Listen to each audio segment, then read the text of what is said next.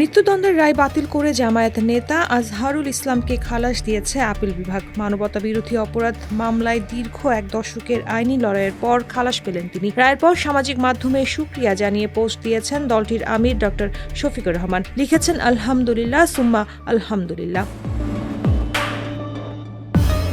২৭ মে জামায়াত নেতা এটিএম আজহারের মামলার এই রায় দেন প্রধান বিচারপতি নেতৃত্বাধীন ৭ সদস্যের পূর্ণাঙ্গ আপিল বেঞ্চ। তার এই রায়ে উচ্ছ্বাসিত দলটির নেতৃস্থানীয় ব্যক্তিবর্গ ও সমর্থকরা। একাধিক ফেসবুক পোস্টে দলটির আমিরকে উচ্ছ্বাস প্রকাশ করতে দেখা গেছে।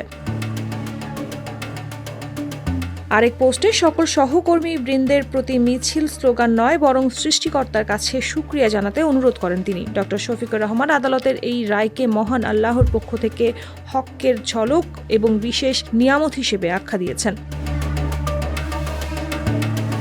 আন্তর্জাতিক অপরাধ ট্রাইব্যুনাল ২০১৪ সালে আজহারুল ইসলামকে ৩টি অভিযোগে এবং আরও ২টি অভিযোগে ২৫ ও ৫ বছরের কারাদণ্ড দেন। ২০১৯ সালে আপিল বিভাগ সংখ্যাগরিষ্ঠ মতামতের ভিত্তিতে 4টি অভিযোগের দণ্ড বহাল রাখলে একটি অভিযোগ থেকে তাকে খালাস দেয়।